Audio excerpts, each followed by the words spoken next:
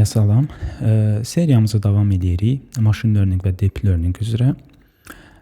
Birbaşa modellərə başlamaqdansa mən mövzunu açardım datanın təmizlənməsindən və emal olunmasından. Çünki hər şey buradan başlayır əsas.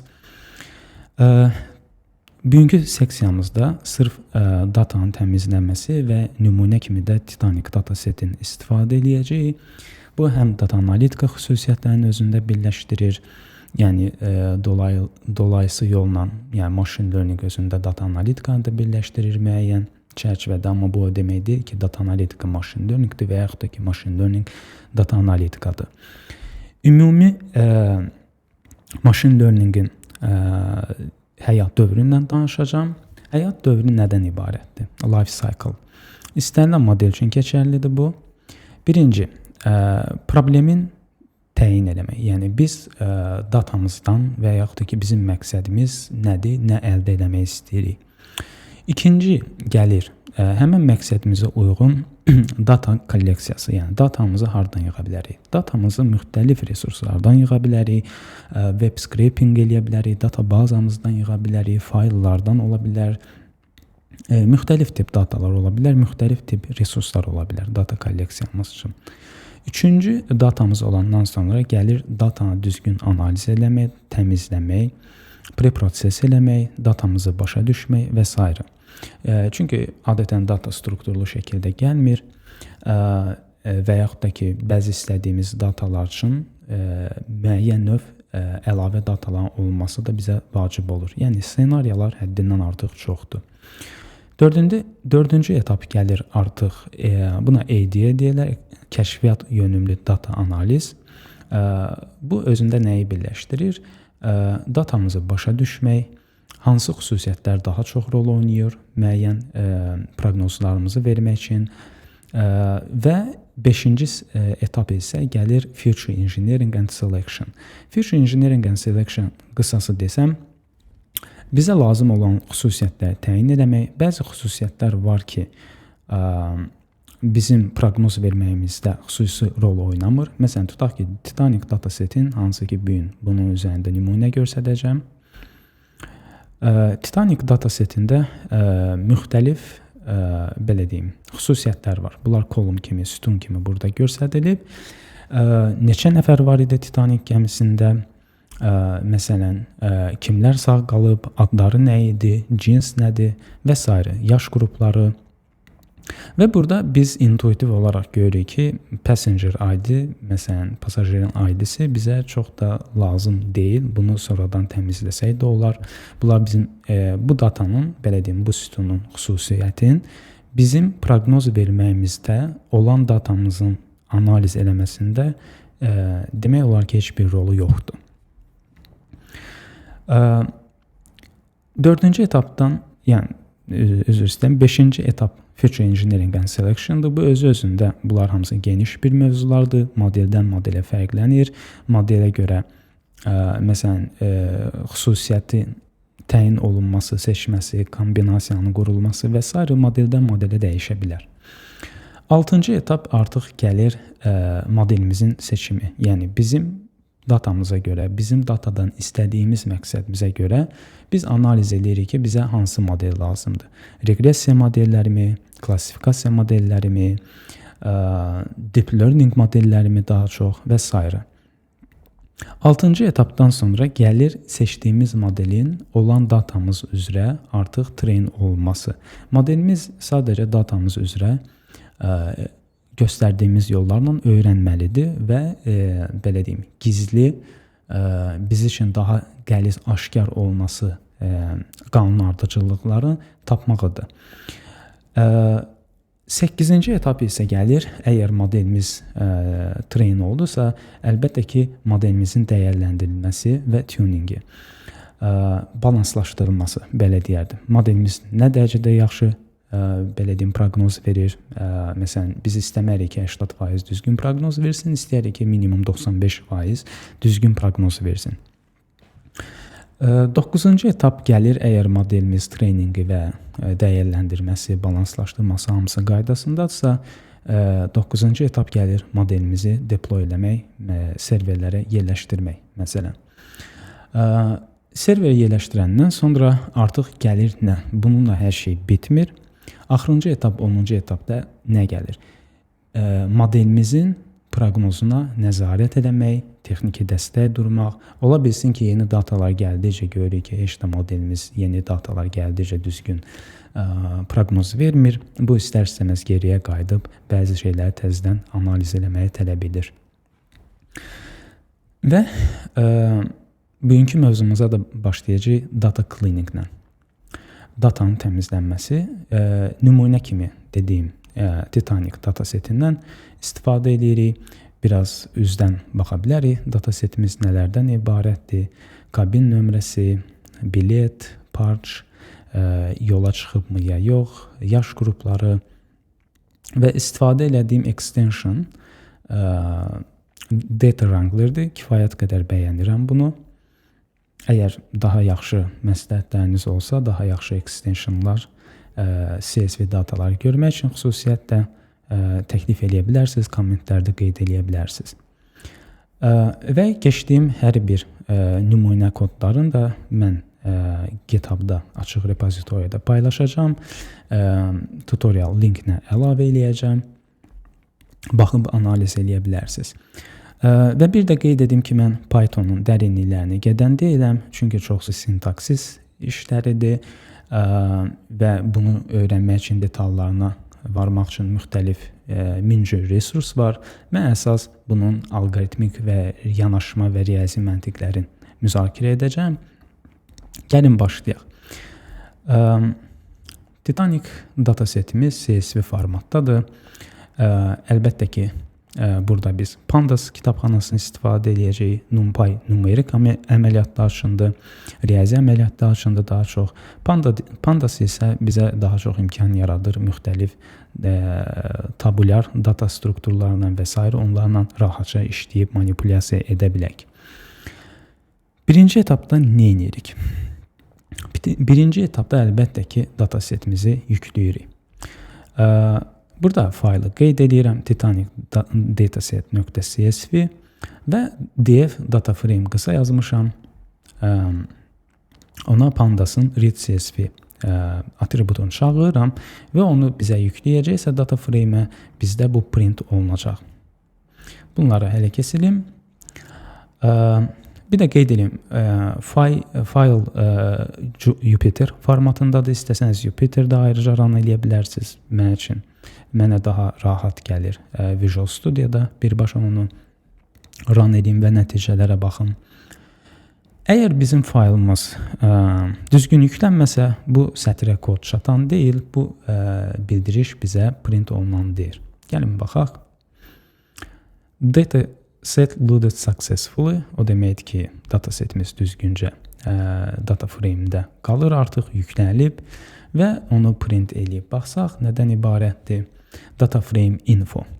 Data frame info sadəcə qısa məlumat verir ki, bizim data frame-imiz nələrdən ibarətdir? Xüsusilə baxsaq, nə informasiyalar bizə verir? Görürük ki, bizdə 12 dənə xüsusiyyət var, 12 dənə sütun var burada gördüyümüz kimi.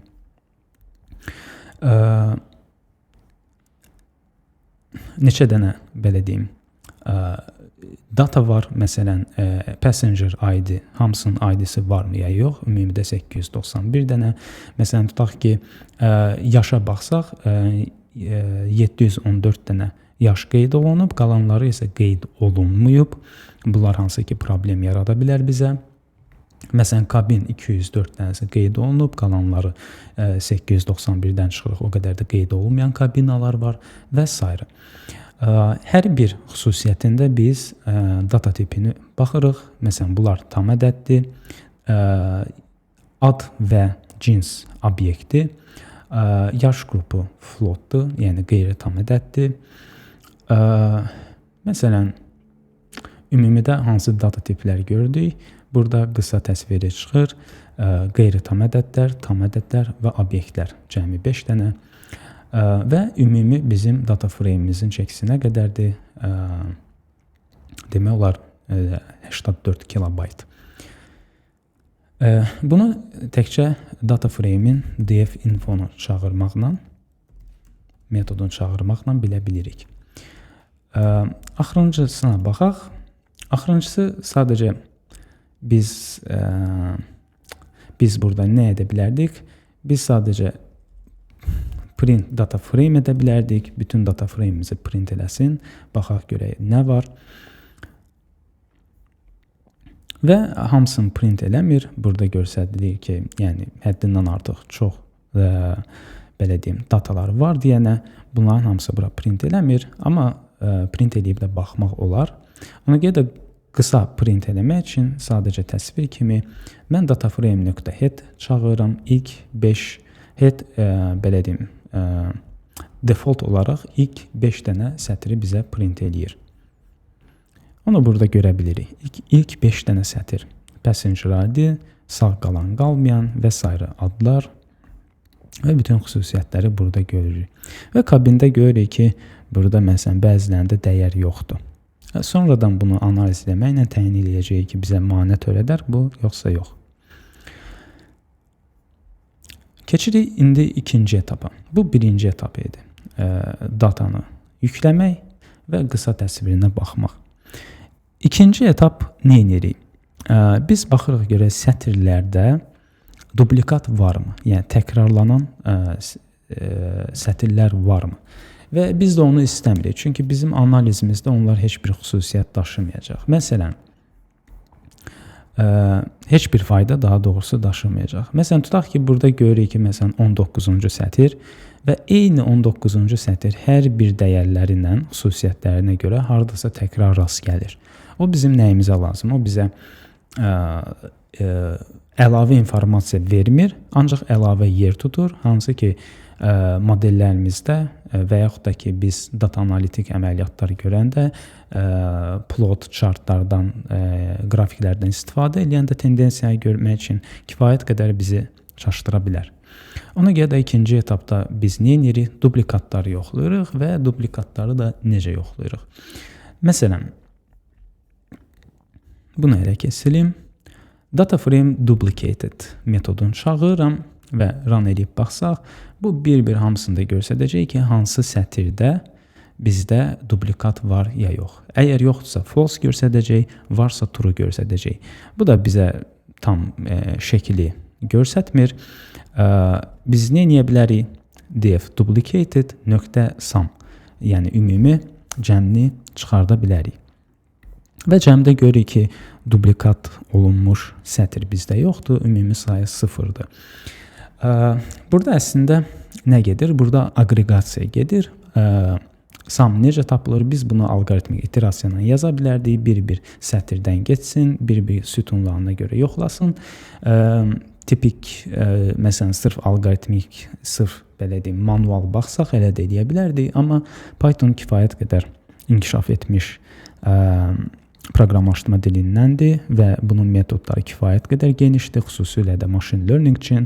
Ona görə də biz duplicated və sum çağırmaqla bunu backgroundda, arxa fonda avtomatik edir və bizə tapıb qaytarır ki, ümumi cəm 0-dır, duplikatımız yoxdur. Bu ikinci etap idi. Üçüncü etap nədir? Identify column data types.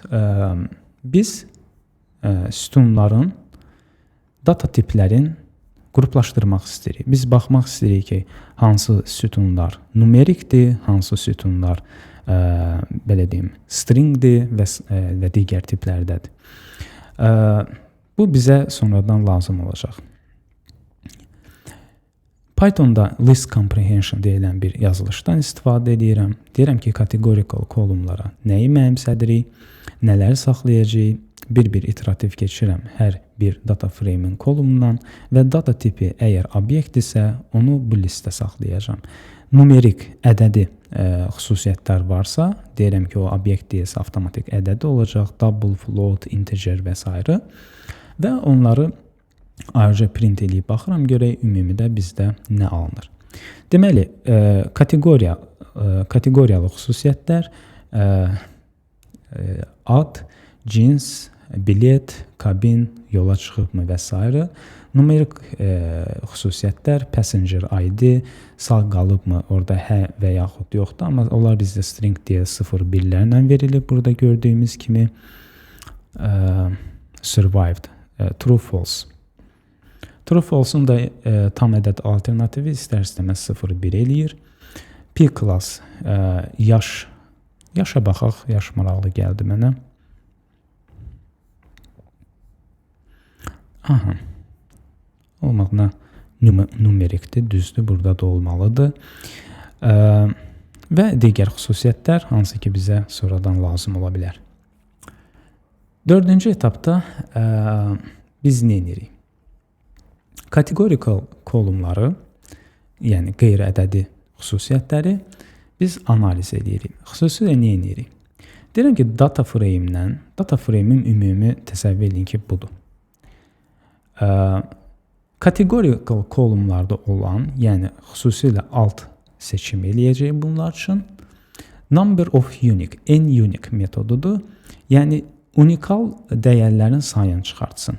Məsələn, fikir verin, adda 891 dənə unikal ad var və ümumidə də 891 dənə bizdə sətir var.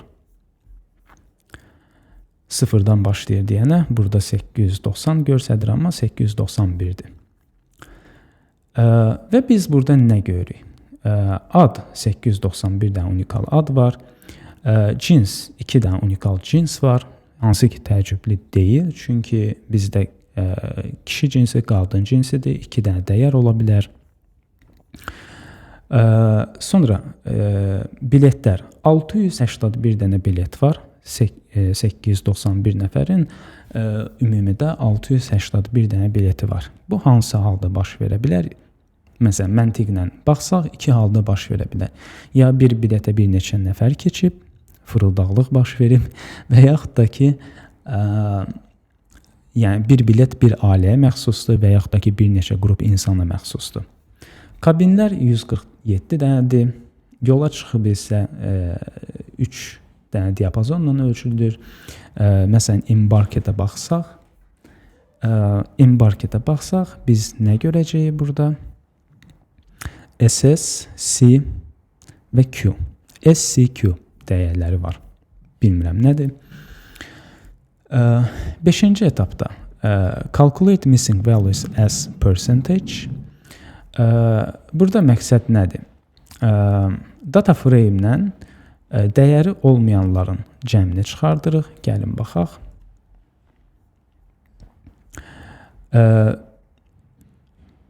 Passenger ID 0-dır, yəni itən dəyərlər yoxdur. Yaş qrupunda 177 dənə itən dəyər var, kabində 687 dənə itən dəyər var, embarketdə 2 dənə itən dəyər var. Onların ümumidə cəm halında çıxardırıq. Burada sadəcə test üçün print def shape çıxartmışam. Shape nədir? Ümumiyyətlə bunun dəyərin göstərir. Məsələn, neçənin neçəyə olmağını göstərir. 891-in 12-yə, yəni 891 matrix formasında 891 dənə sətir var, 12 dənə isə sütun var. İkinci də nə göstərirdim? Məsələn, df shape-in 0-1-i var, 0 sətirlərin sayını göstərir, 1 isə kolumların sayını. Bizim halda 891 çıxacaq. Sonra bunları mən faizlə göstərmək istəyirəm. Faizə necə çevirə bilərik? İtən dəyərləri faizə necə çevirə bilərik? Məsələn, tutaq ki, df is num sum, eyni dəyərləri yazırıq bura. Df shape 0. Bu nədir? Yəni, shape 0 bizdə ümumidə neçə dənə sətir olmağını göstərir, o da 891-dir. Yəni, ümumi neçə dənə sətir 0-dır. Və ümumi sətirlərin sayına bölürük və 100-ə vursaq və üstəlik də bunu 2-yə yuvarlaşdırsam, bizə deyəcək ki, neçə faiz dəyər çatmır. Yəni, itkin düşüb. Məsələn, round eləməsəm, round nədir? Yuvarlaşdırmaq sadəcə. Çox da belə komfortlu rəqəmlər göstərmir bizə. Ona görə də bunu adətən 2-yə yuvarlaşdırsaq, faiz çərçivəsində bizə bəs edir. Məsələn, tutaq ki, yaş qrupunda demək olar 20% data çatmır. Kabində isə 77%. 6-cı etapda nə edirik? Drop irrelevant or data heavy missing columns. Burada biz hansı xüsusiyyətlər ki ad yadsızdır, bilirik ki intuitiv bizdə rol oynamayacaq proqnoz verməyimizdə. Onları biz data frame-imizdən ixtisar edirik. Məsələn, burada data frame 1-ə mənimsədirəm data frame və drop edirəm. Drop eləməklə mənimsədirəm. Nələri drop edirəm? Kabin, bilet və ad. Bunlar həqiqətən də bizdə proqnozda rol oynamır bu xüsusiyyətlər və aksisdə 1 qoymuşam. Aksis 1 nə deməkdir? Bu ümumiyyətlə sütunları ixtisar edəcək. Məsələn, tutaq ki, bizdə əgər desək ki, qoşulsun. Əgər desək ki, bu bizim data frame-imizdir, sütunumuzdur, yəni cədvəlimizdir daha doğrusu.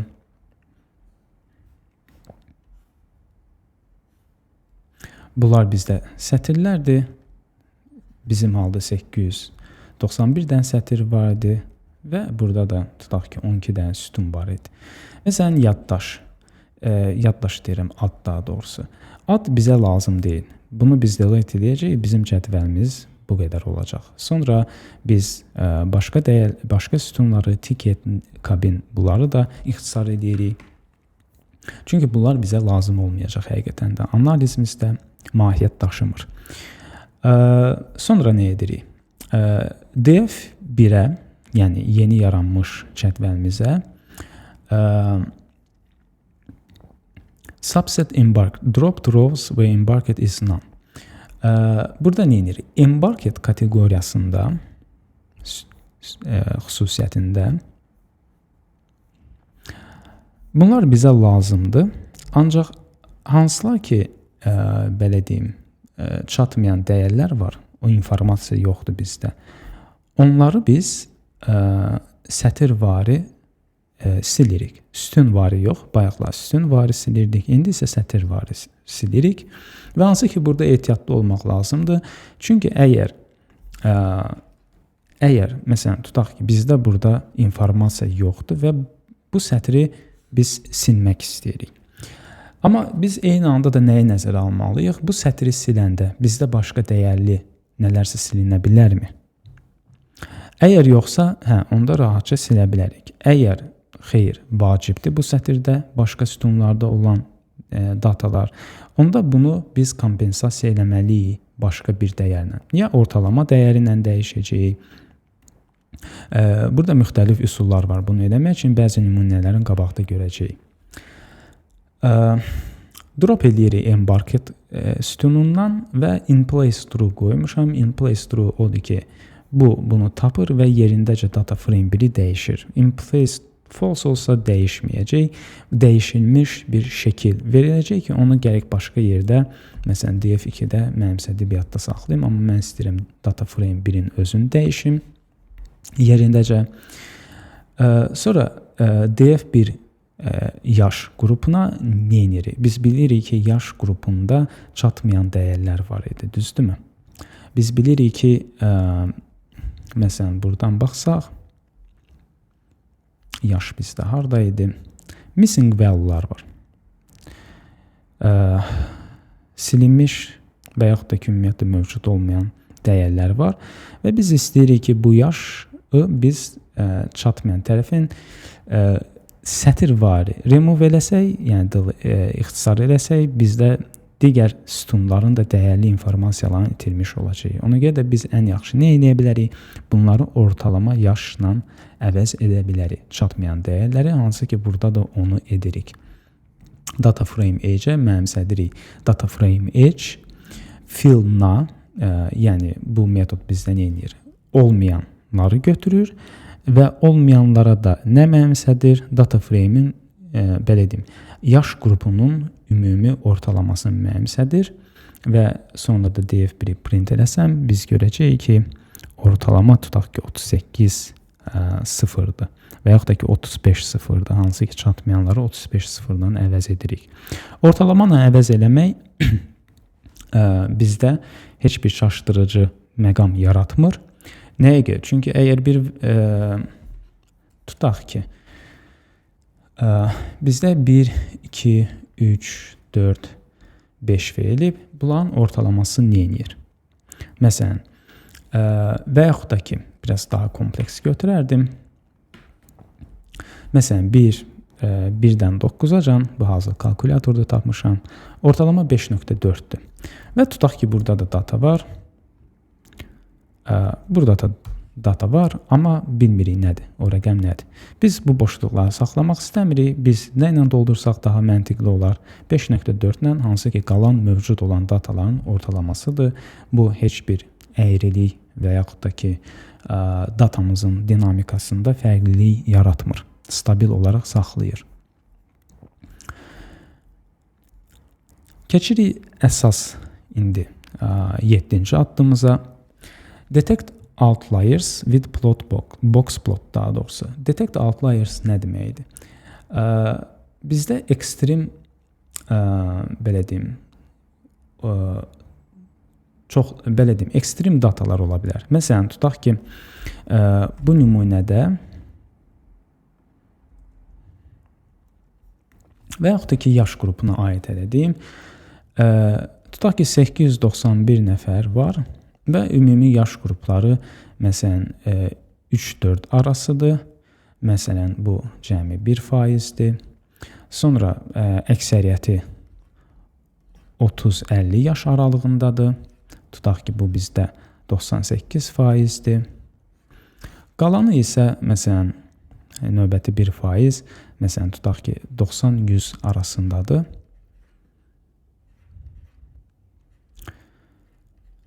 Bunlar bizdə ekstrem dəyərlərdir. Bizə isə çoxluq maraqlıdır. Və çoxluğa görə biz sırf analiz eləmək istəyiriksə, bunlar biz üçün outlier sayılır, terminologiyaca outlier deyir. Yəni bunlar biz üçün xətalı datalardır və bunları mövcudluğun istəmirik. Sırf buna orientasiya olmaq istəyirik. O halda bunları nətər tapaq, detekt eləyək və lazım gəlsə təmizləyək. Məqsəd bundan gedir. Və bunu ilk araşdırırıq boxplotla. Boxplot necə işləyir? Interquartile range in statistics. Burada hansı texnika istifadə olunur?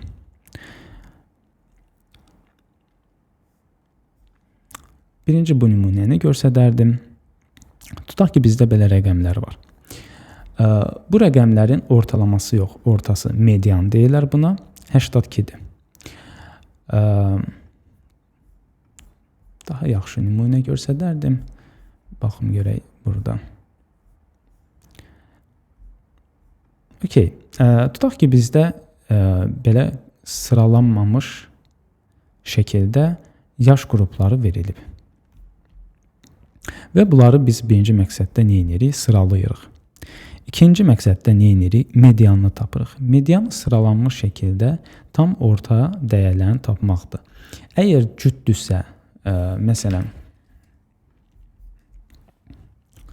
1, 2, 3, 4, 5. Əgər təkdirsə ümumi dataların sayı, median bizdə 3-dür. Əgər cütdürsə, belə hesablanılır. 3, 4, 5, 6. Burada 3-ü götürsək, biraz asimetriya yaranır. 4-ü də sırf götürsək, bu tərəfdə asimetriya yaranır. Ona görə biz orta x-ini götürüb ortalamasını tapırıq. 3 üstə gəlsin 4, bölünsün 2. Bu halda bizim bu da medianımızı eləyir. 3.5. Medianın ortalamadan üstünlüyü nədir? Nəyə görə bunu istifadə edirik? Məsələn, tutaq ki, elə gələn kalkulyatorla görsədim.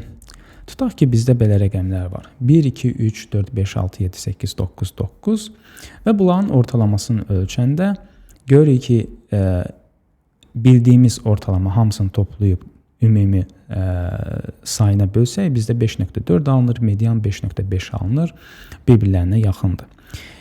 Ancaq əgər 120 daxilləsən bura, hansı ki böyük ixtisardır, tipik ortalama bildiyimiz hamısını toplayıb sayına bölməkdə bu artıq 5.4-dən kifayət qədər uzaq düşəcək və bu haldan qaçmaq istəyirik.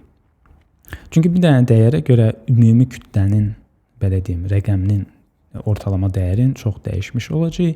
Bizim halda bu 15 edir tipik ortalama, amma median fikir verin necə də stabil qalıb. Cəmi 6 edir. Nəyə görə medianın immuniteti var? Belə ekstrem dəyərlərə adi bir analiz eləsək, məsələn 1 2 3 4 5 və 120 yazıram bura. Tutaq ki, kiminsə 120 yaşı var. Amma kiminsə 120 yaşı olmaq o demək deyil ki, əksəriyyətinin də 120 yaşı var. Amma medianla burada seçəndə, məsələn, tutaq ki, 4 tam ortası olurmu? Yox. 3 ilə 4 orta dəyərlər olur. 2 burada, 2 burada və 3 ilə 4-ün biz ortalamasını hesablayanda 3.5 edir. Ortalama bizdə mediana görə, məsələn, tutaq ki, insanların bu qədər yaşı varsa, bunlar əlbəttə ki, uşaqlardır və bir nəfər var ki, 120 yaşı var və bu ortalamanı 3.5-dən o tərəfə dəyişən deyil. Medianı dəyişən deyil. Amma hamısını toplayıb 120-yə bölsəm, əlbəttə ki, dəyişikliyi çox olacaq. Hansı halda tipik bildiyimiz ortalamanı istifadə etmək faydalıdır? Hansı halda medianı? Onu artıq yəqin ki, intuitiv başa düşürük. Əgər bizdə ekstrem dəyərlər varsa, medianla hesablasaq ortalamanı daha yaxşı nəticə verər. Əgər ekstrem dəyərlər yoxdursa, adi ortalama eləmək daha yaxşıdır medianla. Nəyə görə? Çünki təsəvvürün 120 yoxdur burada.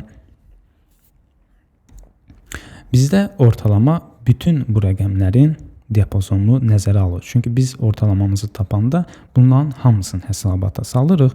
Hansı ki, bizdə ortalama daha, belə deyim, holistik cavab vermiş olacaq. Interquartile range nədir? Burada təkcə medianı tapmaq bizə maraqlı deyil. Burada həm də biz nə edirik?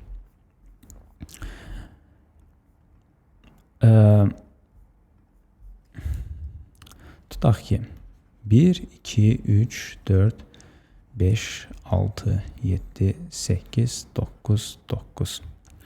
Biz sırf ortalamanı götürməkdənsə 5-i, medianı, buna Q2 deyirlər, ikinci quartile 4-lük, buradan bura olan, belə deyim, buradan bura və belə çəkərdim bunu. Hansı ki, burada qrafikdə daha yaxşı göstərilib. Mən buranın medianını götürərdim. Buna quartile 1 deyirlər, buna quartile 3 deyirlər, buna da quartile 2 deyirlər. Quartile 2-nin medianını götürürəm. Median 2, median 1. Burada median nə olacaq? 2 üstə gəl 3 bölünsün 2.5. Burada isə median əslində tutaq ki, 9-u silim. Biraz düzgün paylanma olsa yaxşıdır burada. 7 üstə gəlsin 8 bölünsün 2. Yaxud da ki, gözləyin. Hələ buradan birbaşa nümunəni göstərərdim. Məsələn, tutaq ki, bu sıralama verilibsə, birinci yarısı, ortası və ikinci yarısını götürürük. Birinci yarısını Q1-in götürürük. Yəni, medianını burada 77-dir. İkinci hissəsini 92-sini götürürük. Bu Q3. Və ümumi bunların da tam orta medianı götürürük. Hansı ki, 82-dir. Və burada nə edirik biz?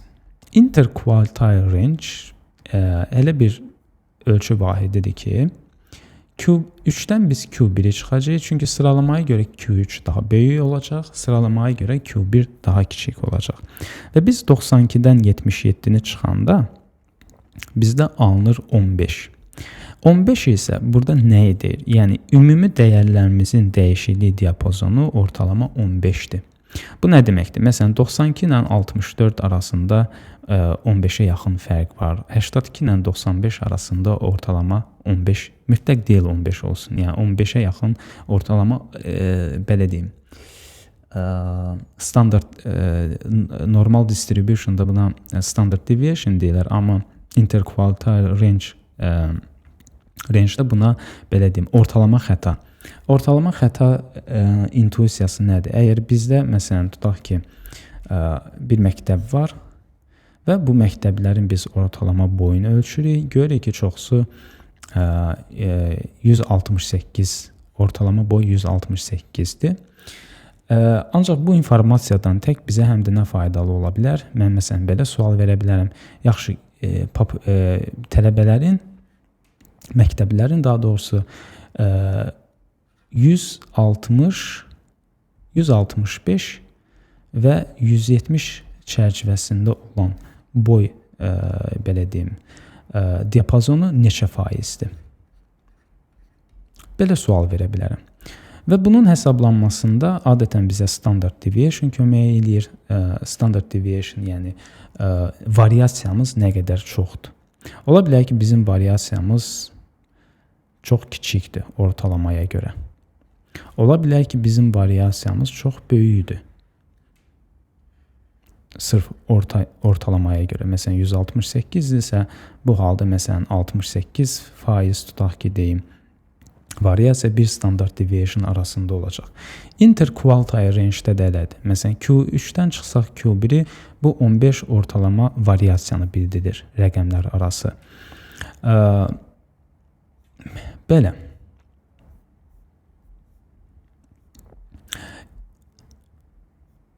Bunu nəyə görə dedim? Çünki bunu getdikcə istifadə edəcəyik və interquartile range-i başa düşəndə box plotu da qəşəng başa düşmüş oluruq.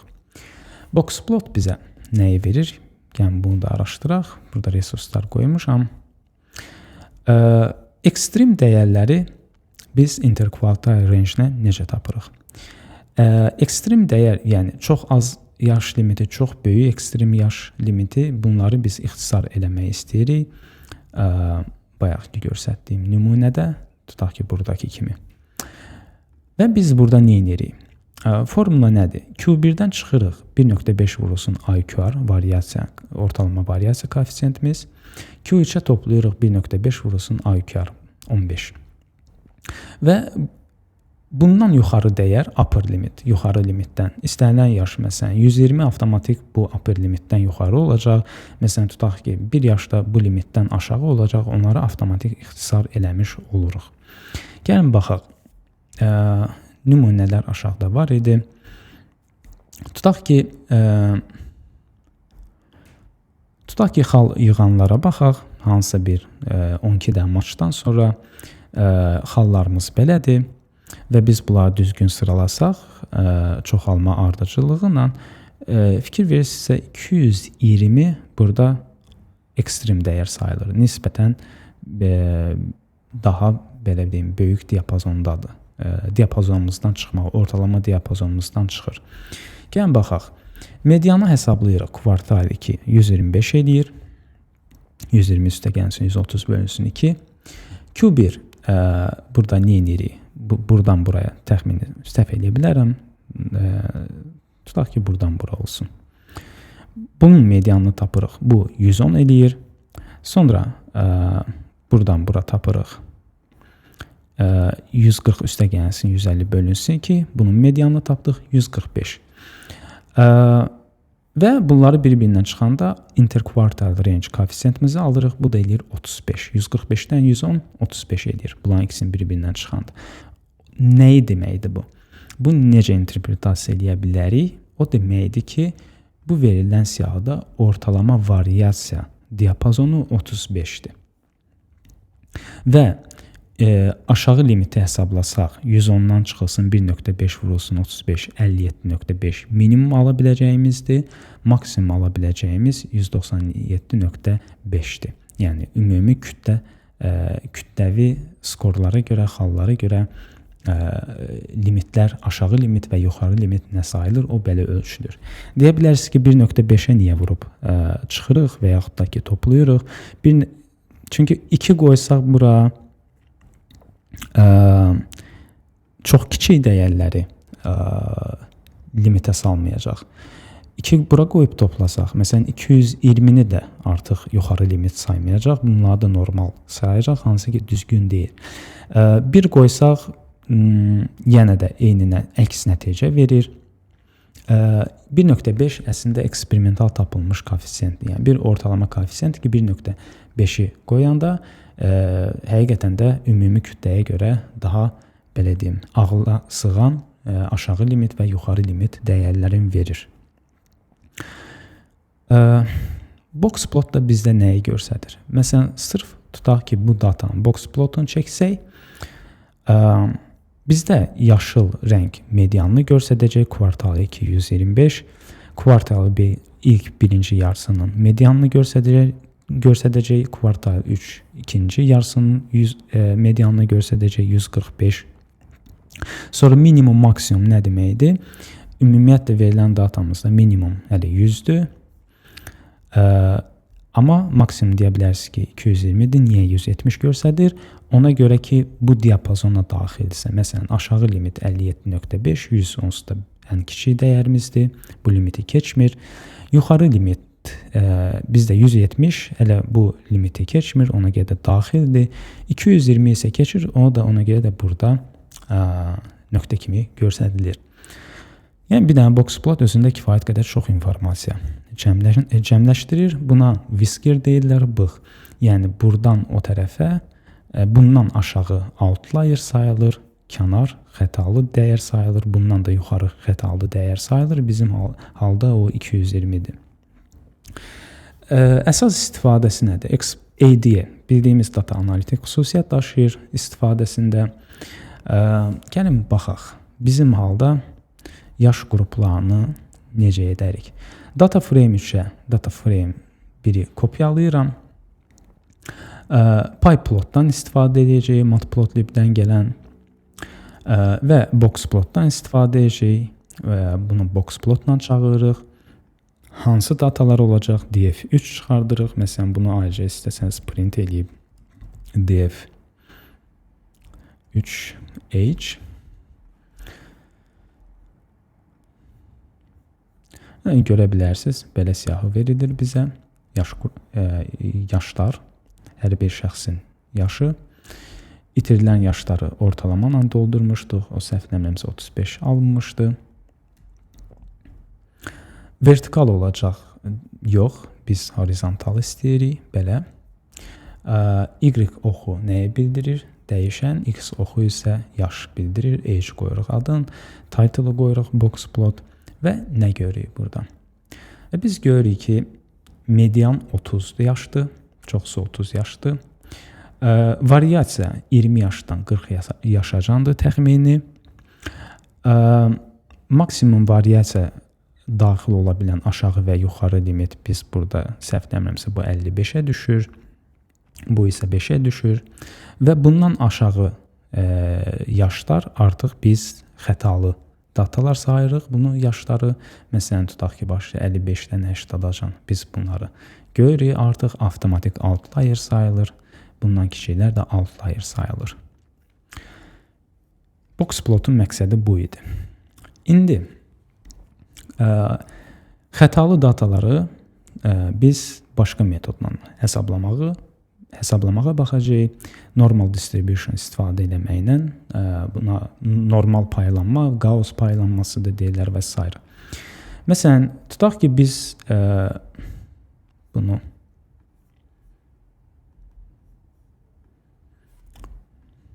burada açıb baxardıq. Biraz kiçildim. Tutaq ki, biz gördük ki, əslində bunun üzərində şəkil bir qrafik çəkmək istəyərdim.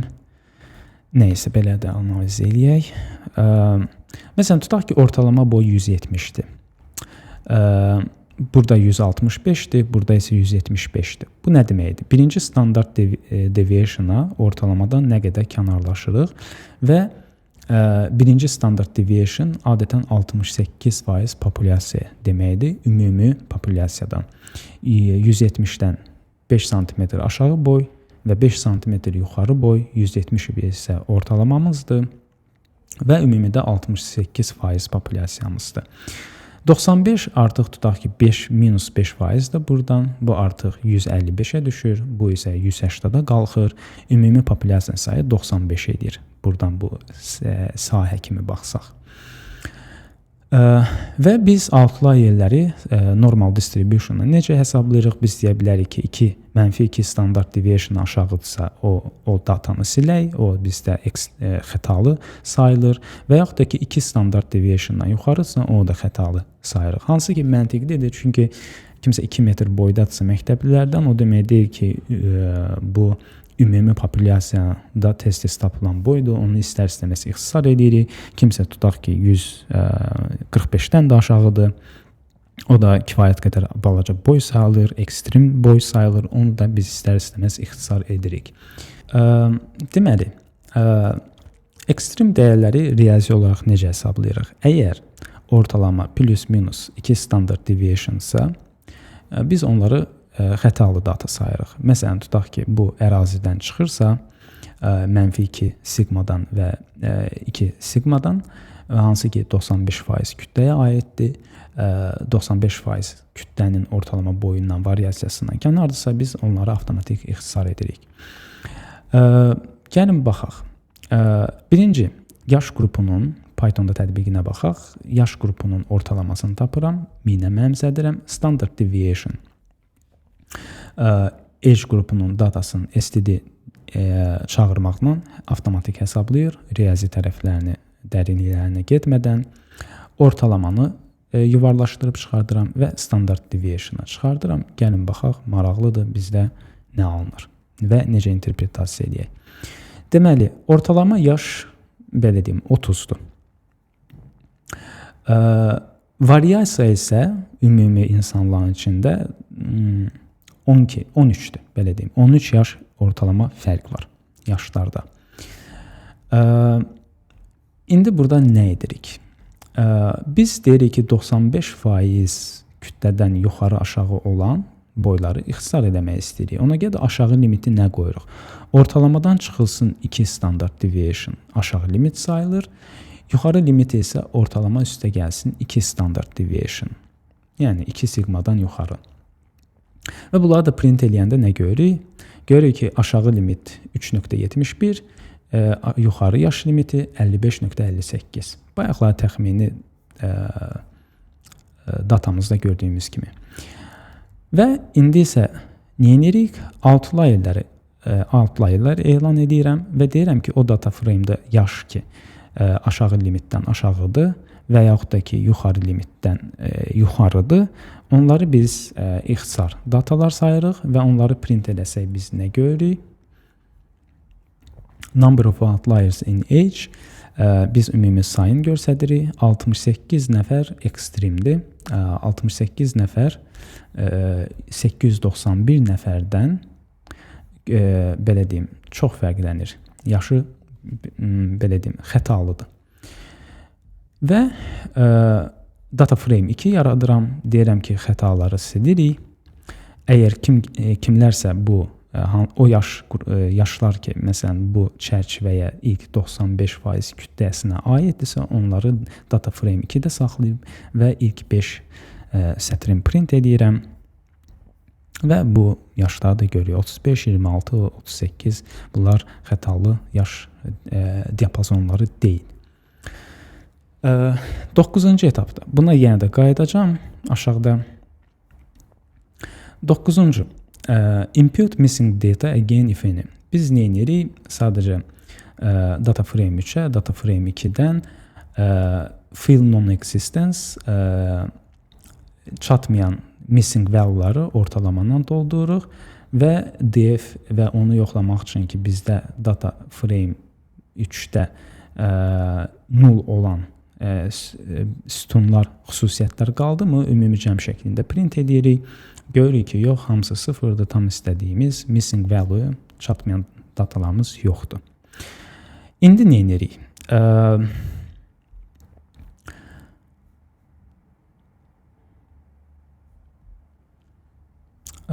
Okay.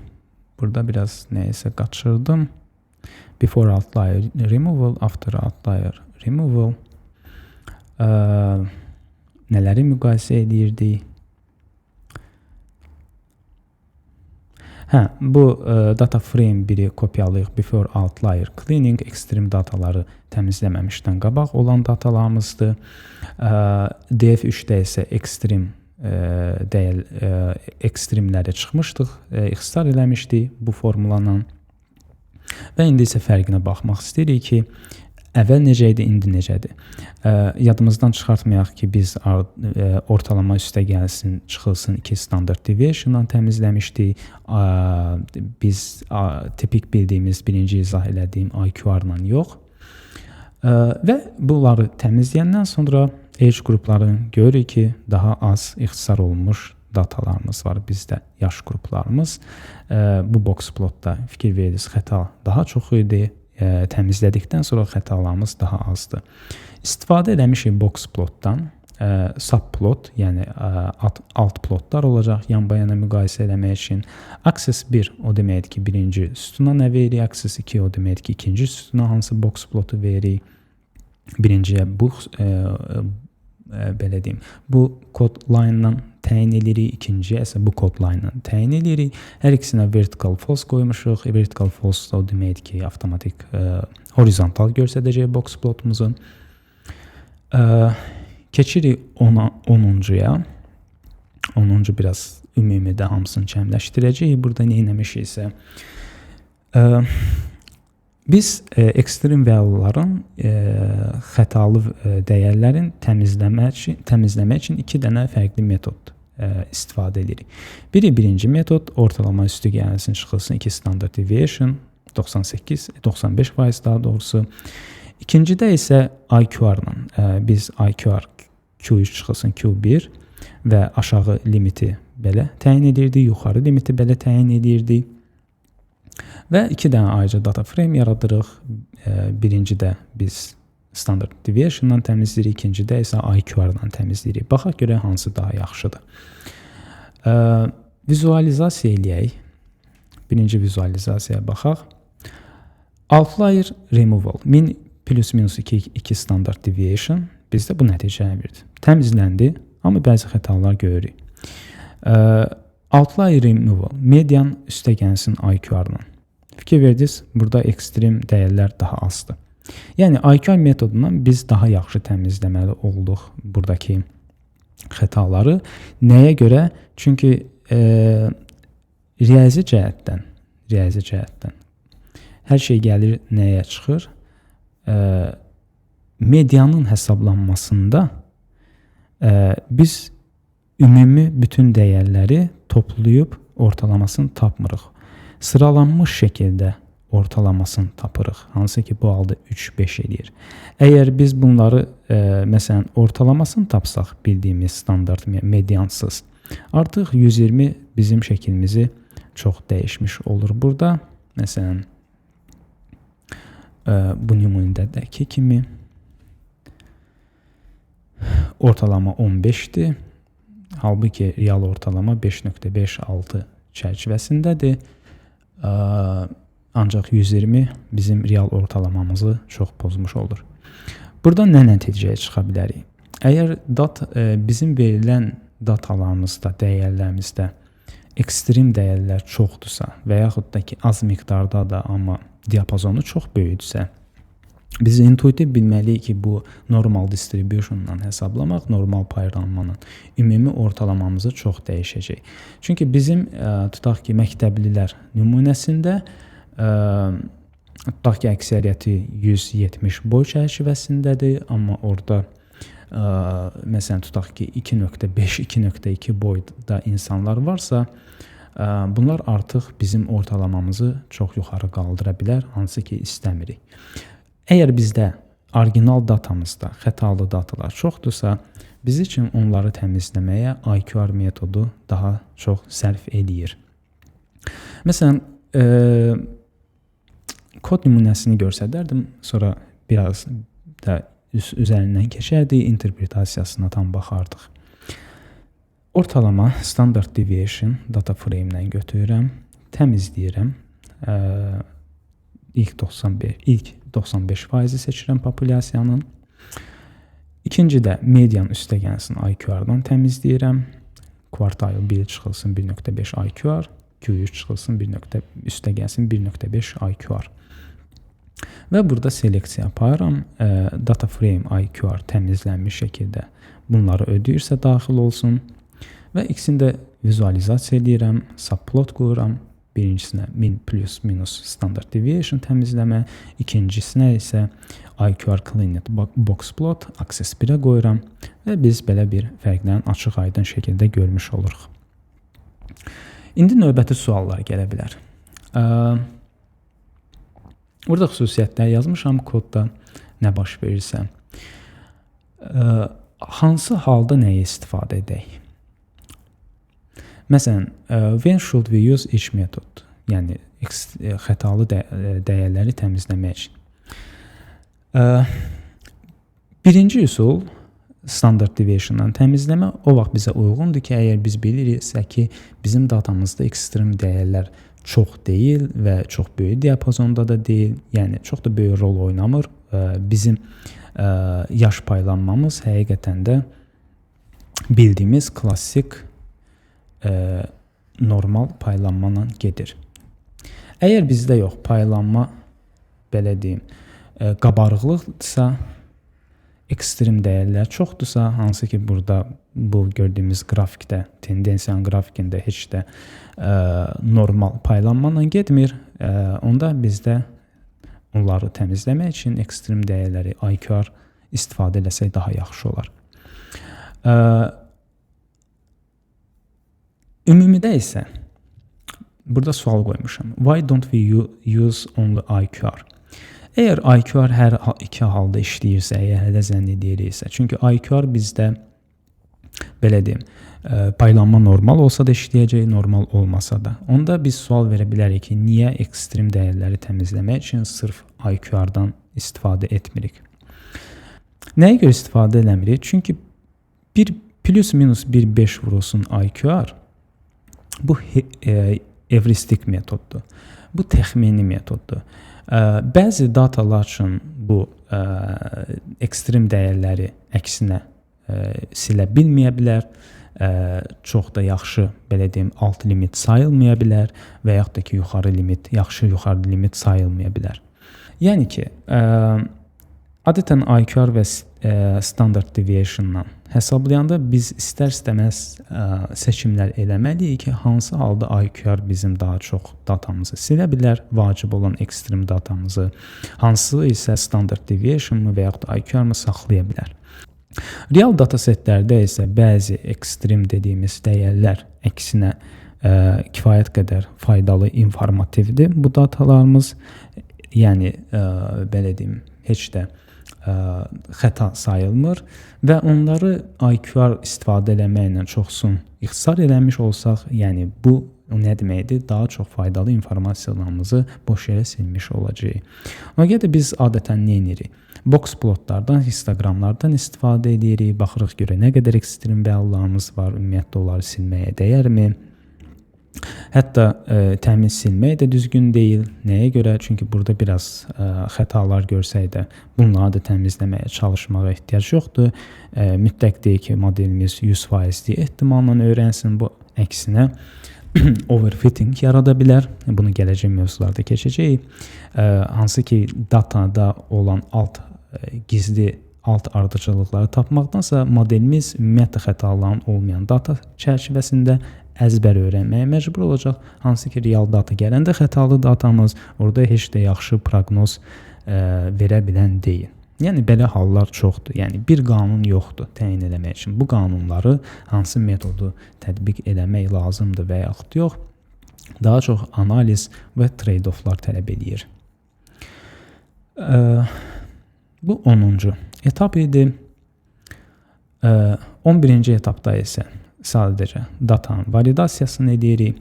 Biz adətən supervised learningdə nə edirik? Bundan göstərdim. Bizdə Titanic'in dataseti var. Lazım olan əməliyyatlarımızı elədik, analizlərimizi elədik. Bizdə məqsəd burada nə idi? Məqsəd o idi ki, kimlər sağ qalıb, kimlər yox və hansı atributlarına görə biz deyə bilərik ki, kimlər sağ qalıb və yaxud yox. Məsələn, biz Titanik hadisəsində bilirik ki, birinci qadınları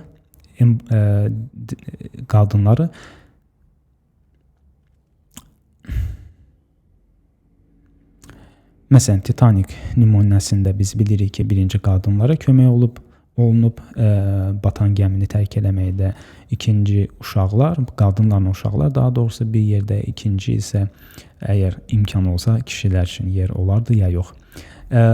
İstər-istəməz biz burada biləcəyik ki, məsələn, cins çox böyük rol oynayır və yaş qrupu da çox böyük rol oynayır. Sırf kimlər sağ qalacaq və yaxud yox.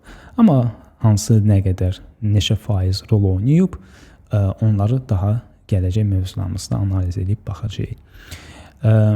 Və bizim modelimiz öyrənmək üçün, hansı ki bu datalara əsaslanaraq sağ qalıb ya yox, biz datamızı iki yerə parçalamalıyıq. Bir, input datamız, P-class, cins, yaş qrupu, paj və s. faydalı xüsusiyyətləri X-də saxlayıram və Y-yə isə ayırıram sağ qalanlar. Və modelimizə 2 dənə dataseti verirəm. Birinci dataset sırf düzgün cavabı bilmir, xüsusiyyətləri bilir, öyrənir necə gəldi. İkinci Y oxu isə bizə deyəcək ki, çıxartdığı proqnoz nə dərəcədə real datamıza uyğundur. Training set, validation set, belə deyim. Və ikisini də print edəndə burada görürük, hər qısa təsvirdə görürük ki,